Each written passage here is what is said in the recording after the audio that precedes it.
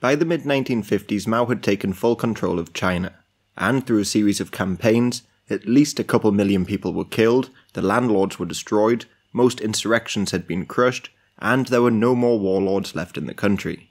The communists then changed a great deal of the culture in China, like cracking down on the opium trade, making divorce legal, ending child marriage, and formally ending foot binding. Also, the closure of casinos, racing tracks and the likes ended the Shanghai Golden Age once and for all. Mao also centralized all of China onto one time zone, which means many people in China will enjoy daylight hours at completely different times, especially in the Far East or West. But the 5 different time zones the KMT tried to introduce were very rarely followed. Mao also brought back the hukou system. This was an ancient internal passport that was required if you wanted to move about within China. But Mao brought it back because many people were flocking into the cities, and he wanted to make sure enough people remained on the farms to work. Plus, it also allowed him to keep control of the population. 2 internal passports were created, urban and rural. People with an urban passport could receive some degree of social welfare, while the rural people who travelled to a city illegally would find it almost impossible to get a job, receive medical treatment and the likes. However, they still needed to recover from the wars and to modernise. Collective farming had improved agricultural productivity a lot, but still the people lived on rations. This was because a lot of their food and resources were being exported to the Soviet Union at set prices to repay debts, so the country really wasn't making much money. To solve this, they tried to encourage people to save their money in state-owned banks, and they began to encourage a sense of frugality. Then, in November 1957, Mao visited Russia, and was inspired by Khrushchev's goal to surpass America economically. He came up with the slogan, "Exceeding the UK, catching the USA." Or, in real terms, they wanted to produce more steel than Britain in 15 years, and equal to America in 50 years. To start on this process, he launched the Second Five-Year Plan, or more famously known as the Great Leap Forward, in early 1958. Many people in the countryside were then forced into people's communes, where people worked for the state and were fed in communal kitchens, all producing food for the industrial workers. To increase production, villagers were herded into ever larger communes and often forced to sleep in fields.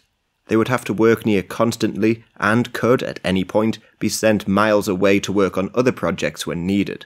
Like hundreds of thousands of people were forced into large-scale building projects, like digging irrigation ditches. And in provinces like Gansu, thousands of them died in the process. Meanwhile, millions of people were brought into state industries, putting further strain on those left in the farms. So further rationing was implemented. Plus, the large-scale construction projects left the country with an ever-growing deficit, as still they were producing very little for export. So Mao encouraged the people to set up backyard furnaces to produce their own steel. Scrap metal, people's pots and pans, and any metal objects could be melted down into these makeshift furnaces. However, unskilled workers using basic tools produced unusable steel. And again, this put further strain on the farmers, who were cutting down huge sections of the forest, removed their own doors and furniture from their homes in order to produce the fires needed to produce the steel. In fact, it's estimated around 30% of houses were destroyed to increase field sizes, produce furnaces, or to punish owners. So, to encourage people to work longer and harder, the Communist Party celebrated heroes in labour, like the Soviet Stakhanovite movement. They held up workers like Ni Jifu as a hero after inventing a new drill. Their posters would be plastered around the country, and most would actually enjoy a career in politics afterwards. At the same time, they began to ban many traditions within the communes, like elements of weddings, old festivals and the likes. These were seen as feudal and not part of the new socialist life. Some did try to escape, but they were subject to struggle sessions, were tortured and maybe executed. This could also be the fate for workers who didn't match their production quotas, and it's believed that nearly 10% of the people who died during this period died this way. The peasants were also forced to use some pretty terrible farming techniques. For instance, they used close cropping, which is just when you plant seeds closer together, hoping to produce more. But really, this just made the crops fail. Mao, however, didn't know this, as local leaders just lied and reported record yields. This, however, meant even more food was being sold abroad, leaving the locals with even less. The problems were made even worse when Mao introduced the Four Pests campaign. This was against mosquitoes because they spread malaria, rodents for spreading the plague, flies and sparrows because they ate seeds. Millions of people organised groups to bang pots and pans to prevent sparrows from resting, and eventually they just died in the air. Others, including many children, would just go around shooting sparrows with slingshots. Sparrows nearly became extinct in China, which allowed the number of locusts to grow. These locusts devastated farms, and the damage was so bad that Mao in 1960 finally realised his mistake. He ordered the campaign to stop, replaced them with bedbugs on the list of pests, and imported sparrows from Russia.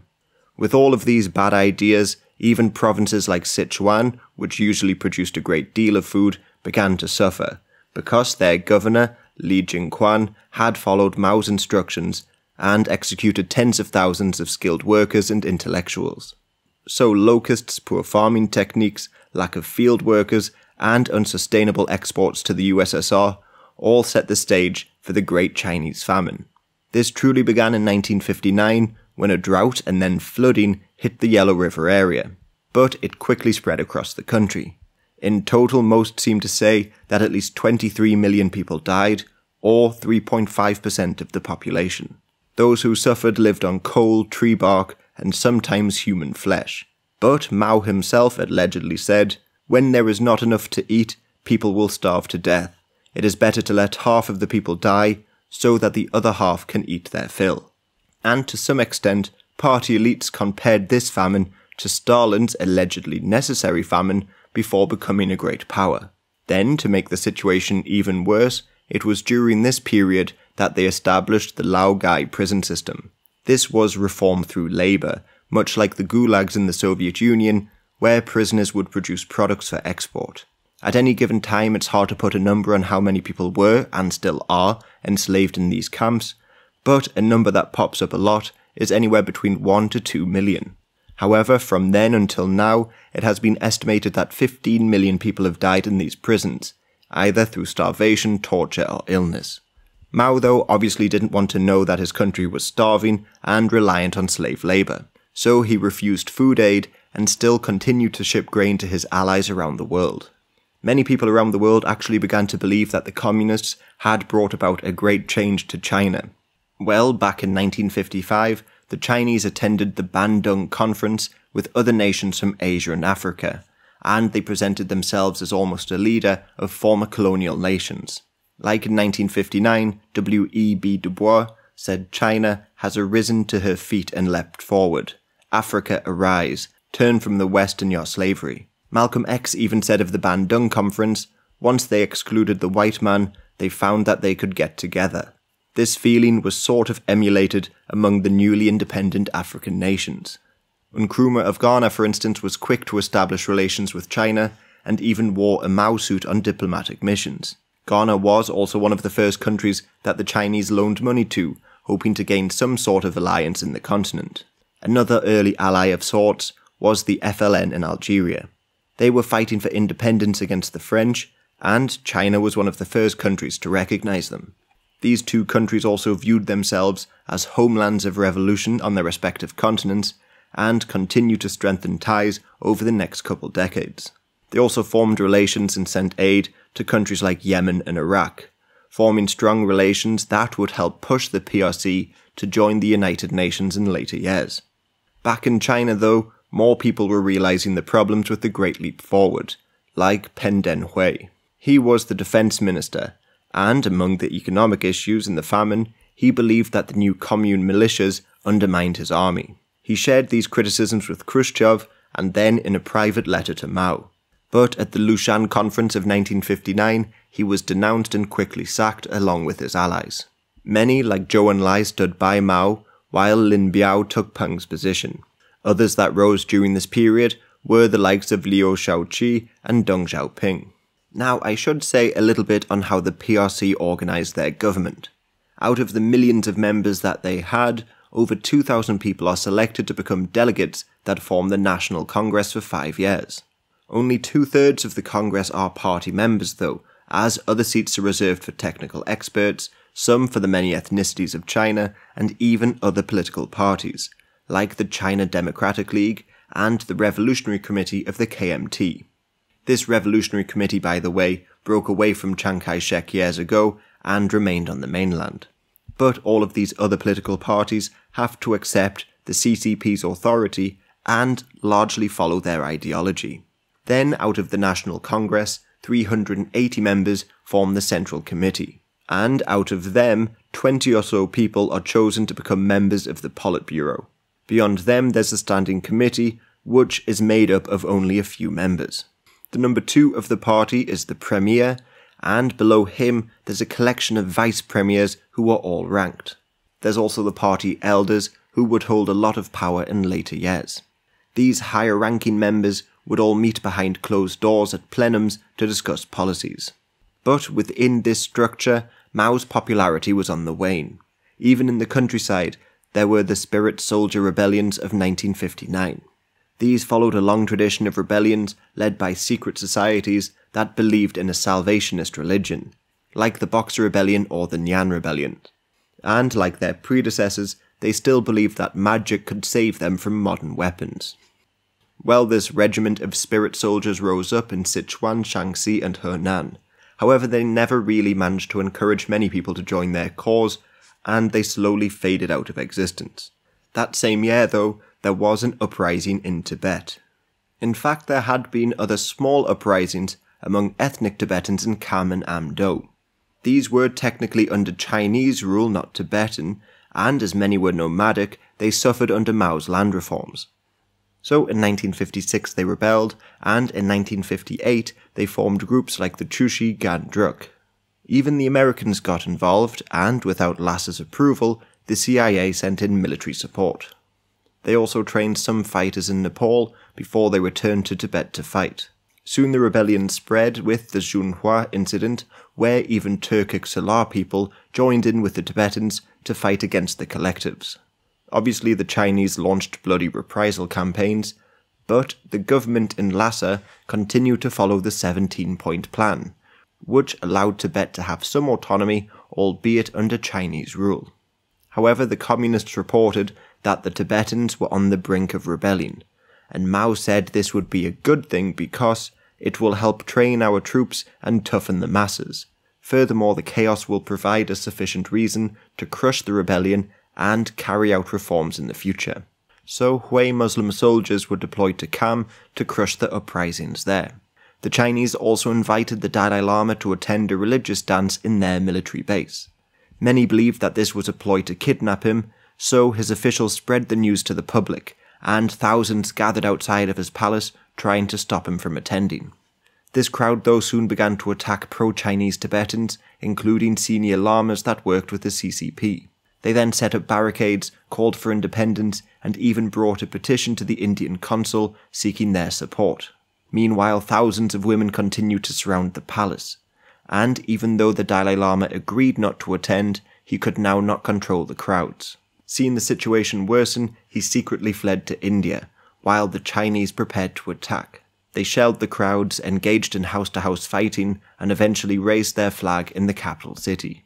Thousands of people were subsequently killed, monasteries looted, and the Panchen Lama, who had a long rivalry with the Dalai Lama, called upon the Tibetans to support the Chinese government. However, his position would soon change. The CIA continued to train thousands of exiles in Nepal and India, but achieved very little. The KMT also met with the exiles and tried to encourage them to join a united front. However, the Tibetans were now more concerned with independence and didn't want to join a KMT China. This invasion of Tibet, however, didn't really help Mao. The failure of the Great Leap Forward forced him to step away from politics. He kept the title the chairman of the Communist Party, but this was largely ceremonial. His other title, the chairman of China, was surrendered to Liu Shaoqi. Liu, along with Deng Xiaoping and Zhou Enlai, worked to stabilize the country and scale back on some of the more radical economic policies.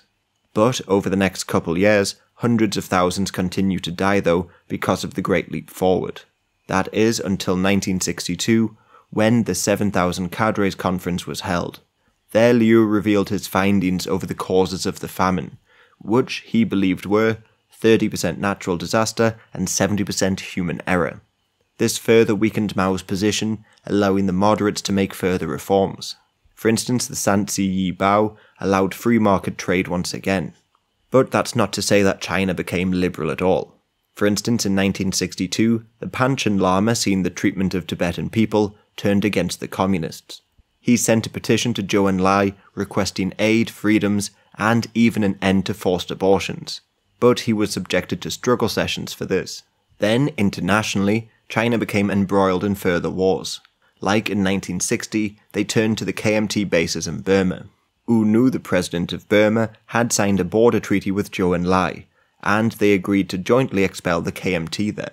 But the communists struggled in jungle warfare, so most of the KMT soldiers escaped to the Laos-Thailand border, where many began to produce opium in the Golden Triangle. Then there was a far larger war with the Indians in 1962.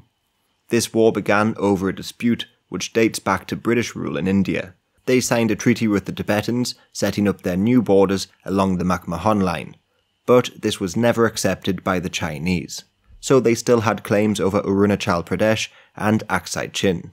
However, the Chinese were making promises to maintain peace in Asia, but when the Tibetans fled to India, they began to believe that the Indians had ambitions on Tibet.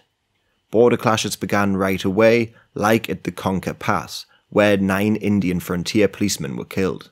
So the Indians sought international backing, and most did support them, including the Soviet Union, leading the Chinese to feel a self-defense attack would be necessary.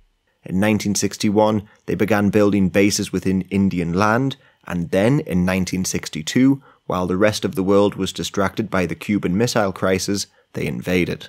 The Indians were caught off guard, and within a month of fighting, the Chinese were able to secure control of Aksai Chin. Nearby, the Pakistanis ceded a bit of territory over to China the following year. The Chinese would then try to exploit the Indian-Pakistani War of 1965, issuing an ultimatum to India that they vacate the Nathu-La Pass.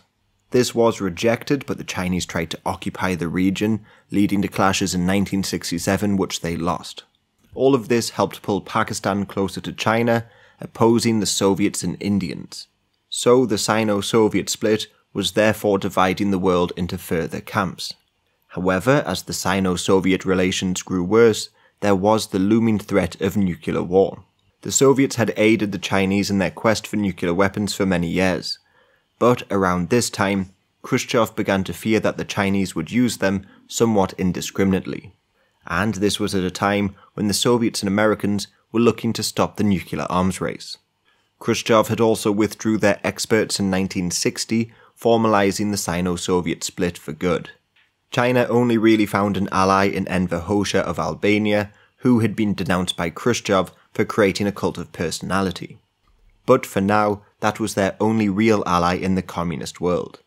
Later, Romania under Ceausescu would almost break free from the Soviet Union, and although neutral, would keep communicating with the Chinese. While in Vietnam, both China and the USSR were sending aid to Ho Chi Minh and his Viet Cong. So to contend with the Soviet Union, the Chinese continued to work on the bomb.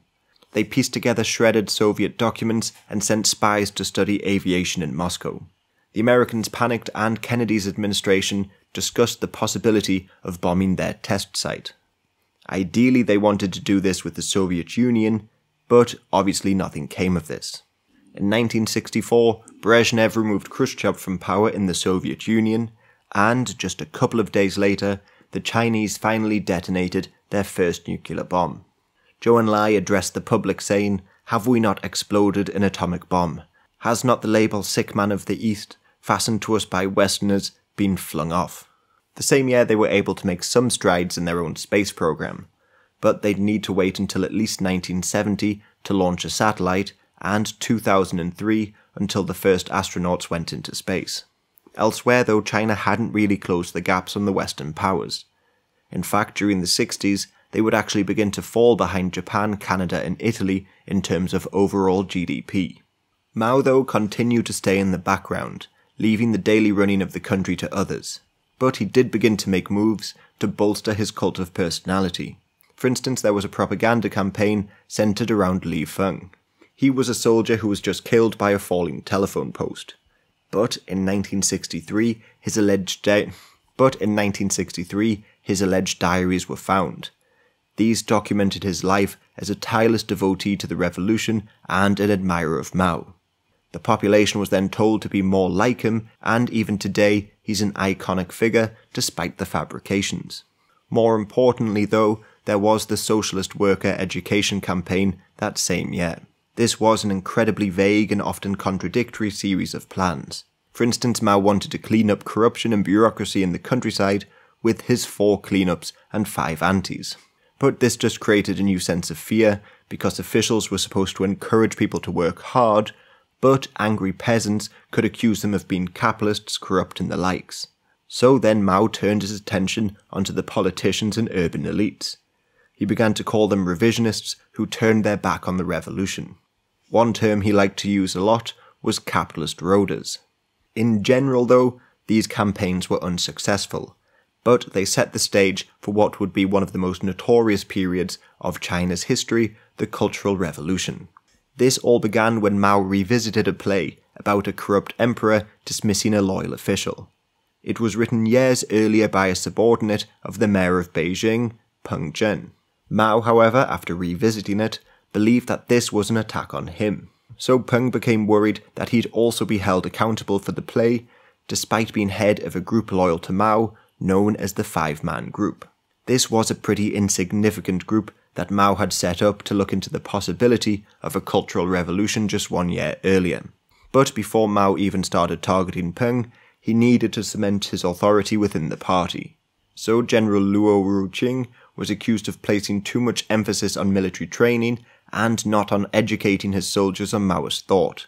This, by the way, is still a huge part of the Chinese military, as the Chinese army belongs to the Communist Party, not the country. Think of it as if Biden had a Democratic army in America, where all soldiers were required to study Biden's ideology. Well, in China, new recruits may spend 40% of their time learning about communist ideology and history. So promotion is based on party loyalty rather than talent. Many initially disagreed that Luo was guilty of a crime, but intensive investigations pressured him into attempting suicide, and this, they claimed, was proof of his guilt. Other early victims were the director of the CCP General Office and the propaganda minister. They were all replaced by Mao loyalists, putting Mao firmly in control of internal communications, propaganda, and much of the military. With all of this, he could go after Peng and set up a whole new group, known as the Cultural Revolution Group in 1966. The most notorious members would be called the Gang of Four. This included Yao Wenyuan, Wang Hongwen, Jiang Chunqiao, and Mao's wife Jiang Qin.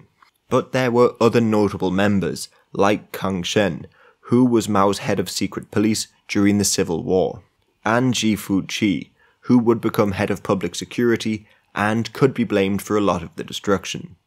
With their backing in May 1966, the Politburo met, and there Mao condemned party members who were counter-revolutionary. Although not naming anyone, the May 16th notification created a new sense of fear, saying that there were enemies within the party.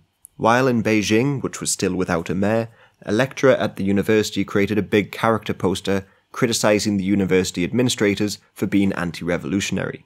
Mao praised this, prompting a wave of other big character posters being put up across the city. Students began to call out their teachers and take to the streets holding up pictures of Mao. This was still only in June, and the Politburo were caught off guard. They tried to send in cadres to restore order and reopen the schools, but they were now the target of the students' anger. No longer was it just the landlords and businessmen, it was the party officials that were being attacked. Liu Shaoqi demanded that these students and radicals be suppressed, but he could really do very little. Then, in July, Mao, who was now in his 70s, decided to swim across the Yangtze River. This was a huge decision, as after years of taking the sideline, it demonstrated that he was fit and healthy and, almost, ready to reclaim power. Images of the swim were published everywhere, encouraging more people to rise up to support him. Mao even created his own big character poster, calling on his supporters to bombard the headquarters, or, in other words, his political rivals. This gave his followers a cause. But his Red Guards, as they were called, were not a unified force. Rather, after this point, anybody who put on a red armband was in the Red Guard and therefore defending the revolution. Liu by this point could not fight against the Cultural Revolution, so he was sidelined. Lin Biao then became Mao's number 2 in the Politburo, but really the whole Politburo and political infrastructure quickly ceased to exist. Political power was, within the space of a month or two, taken over by the Red Guards. They attacked government offices and denounced local rulers, all the time quoting from Mao's Little Red Book. Hundreds of millions of people had this book, and they could use Mao's quotes to justify almost any action. For instance, political power grows out of the barrel of a gun. This was said back in the 20s, but now it was being brought back. Then Mao called on the loyalists to destroy the 4 olds: old ideas, old culture, old customs, and old habits. While the People's Daily newspaper also called on people to sweep away all cow demons and snake spirits. Essentially everything was set to be destroyed, from literature to temples, setting the stage for Red August. 1 million Red Guards gathered outside Tiananmen Square to meet Mao, and there they were blessed with impunity. For instance, Mao and his wife called on the police and army to turn a blind eye to the growing violence, while Xi Fuqi told the authorities to aid the Red Guard in finding reactionaries. Teachers were some of the first victims, being accused of things like teaching the wrong musical instruments or books, but soon almost anybody could be accused, tortured, killed, or forced into committing suicide.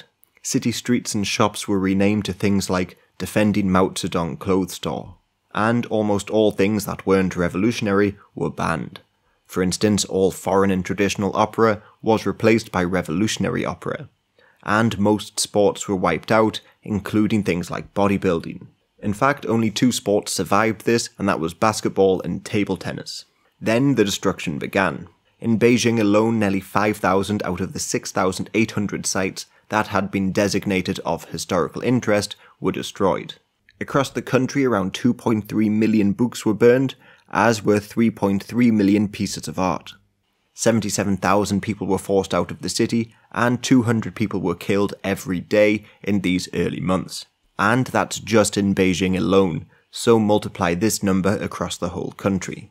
As for notable cases of destruction, the cemetery of Confucius was attacked, and the remains of the Wanli Emperor were dug up, denounced and burned. Shaolin monks were forced to return to secular life, while their temples were looted and also burned. Fortunately for history, the Terracotta Army was not discovered until 1974, and many of the larger historical sites were defended by Zhou Enlai. He sent soldiers to protect sites like the Forbidden City and the Potala Palace in Tibet. But once again, hundreds of thousands of people were killed. They were said to belong to the 5 black categories: landlords, rich farmers, counter-revolutionaries, bad influences, and right-wingers. But as you can see, these labels could really apply to anyone. Any party member that refused to step into line was then persecuted, like Liu, who was sent to a detention camp where he died in 1969, and even Deng Xiaoping was forced out of the city. The former Minister of Defense Peng Dehuai was publicly denounced in a stadium, forced to walk around with chains, and tortured repeatedly for a couple of years. The same thing happened to a couple former vice premiers like Bo Yibo and even Xi Jinping's father. Mao then, in late December, called for an all-round civil war, dividing the country between radicals and the moderates. The Red Guard, however, began to fall into factionalism, fighting one another, trying to prove who was the greatest Maoist. So it's really hard to give any great summary to this period. Sometimes the Red Guard fought one another, sometimes the army joined them, sometimes they tried to fight against them. China had descended very quickly into a state of anarchy. To aid the Red Guard, though, Maoist officials and officers gave them weapons: 18 million guns, 14,000 cannons, 2 million grenades, and in some cities they even got a hold of tanks and armoured vehicles. With these weapons, the radicals were able to take Shanghai in January 1967. There they proclaimed the establishment of a people's commune like the Paris Commune of the 1870s. This only lasted a month before they handed control over to the government, but it encouraged people across the country to try something similar. For example, in late January, in Shihezhi in Xinjiang, the army stopped the Red Guard from taking over, while in Jining, The Red Guard seized the newspaper offices, but the army used force to reclaim the building. Or in Ganzhou in June, the army handed out weapons to a more conservative mass organization, and then they fought the radical Red Guard on the streets. Wuhan, though, was the scene of some of the biggest clashes. To fight against the Red Guard, General Chen Zaido created his own militia, known as the Million Heroes. He hoped that they would protect the status quo, but as fighting broke out in the streets, Zhou Enlai and Mao travelled to Wuhan in early July. In secret, they pressured Chen to stand down, but the soldiers loyal to him believed that Ji Fuqi and Wang Li had forced him to surrender. So they captured Wang and Ji and beat them up, all the while continuing to fight in the streets. In the end, though, the Red Guard won. Wang and Ji were rescued, and the leaders of the Million Heroes were denounced during show trials. The civil war continued elsewhere, though. One of the bloodiest episodes occurred in Guangxi, where faction fought against faction. Over the whole period, maybe as many as 150,000 people were massacred in brutal ways. Some were buried alive, some were blown up with dynamite or disemboweled. Groups could even rip each other up and engage in cannibalism. Sometimes they'd force teachers to cannibalize fellow dead teachers. Some militia members boasted of eating a number of livers, or even adding genitals into their drinks for health reasons. It seems that the frenzy in Wujian County in particular turned into an orgy of violence almost devoid of politics. There were further massacres in places like Dao County, and in Quanzhou province, families were thrown from cliffs. Then there was also ethnic violence. Like in Inner Mongolia, Kang Shen created a fake independence group and used this to persecute Mongols. 350,000 people were accused of being members and were either killed or tortured in newly built chambers. Then Tibetan monks were attacked, temples like Zhonghan were ransacked, and libraries were burnt. Further campaigns like Cleanse the Class Ranks tried to keep the violence alive, but really it was already on the decline. It's once again hard to put a number on how many people died, but just under 500,000 is often quoted, while over 30 million people were either subjected to struggle sessions or tortured. The violence eventually ended in Tsinghua University, where 2 Red Guard factions threw stones, spears, and even acid at one another. Mao realized it was time for peace and sent factory workers to end the fight, but even they were attacked. So Mao decided to meet with the leaders himself. He said to them, "You have been involved in the Cultural Revolution for 2 years. Struggle, criticism, transformation. Now first, you're not struggling. Second, you're not criticizing. And third, you're not transforming." He then continued to say that most people in the country were unhappy with their actions. The violence therefore subsided, but Mao's policies had once again caused chaos, and much of the agricultural sector was failing once again. So Mao, who had always believed in his revolution coming from the countryside, came up with yet another campaign, Down to the Countryside movement. Hundreds of thousands of young people, including many graduates, were sent to farms to learn from peasants, including a young Xi Jinping. This exodus of young people stopped further violence in the cities, while also spread revolutionary ideas and education to all parts of the country. On top of that, to crush the educated classes, entrance exams to universities were put to an end. In their place, workers from different collectives recommended people to attend university. And I should also say that women did play a major role in both the Red Guards and all sectors of Chinese industry. Back in the 1950s, they created the idea of iron girls to promote their involvement in traditionally male industries. Then, by this period, after so much disruption, the majority of farming was carried out by women, and this was seen as a great breakaway from old gender norms. However, the whole concept of feminism was seen as bourgeois. Most rhetoric around women at work was therefore centered around women aiding the state, not necessarily benefiting the individual women. Mao also didn't really seem to care much for the plight of women. As he once said to Kissinger, "What we have in excess is women. Let them go to your place. They will create disasters. That way you can lessen our burdens." But hundreds of thousands of women did go down to the countryside alongside their male counterparts. And it's believed that during this campaign, around 10% of the city's population left the countryside, finally ending the worst stages of the Cultural Revolution. Mao had firmly established himself as the head of the Communist Party with a huge cult of personality. Nowhere is this more obvious than with the mango cult. This began when the Pakistanis sent mangoes to Mao, and he just regifted them to workers near Tsinghua University. Many of the workers had no idea what they were though, so some began to believe that they were peaches of immortality from Chinese mythology. Others preserved them in chemicals, or almost religiously drank the water that they were dipped in. When one man said that they looked like potatoes, he was executed. The People's Daily even wrote a poem beginning, "Seen that golden mango was if seen the great leader Chairman Mao." For those who didn't get a chance to see the mangoes, well, they could buy almost anything with pictures of mangoes on, including bedsheets, ashtrays and mugs. However, by this point, Mao was very nearly 80 years old, and he needed a successor.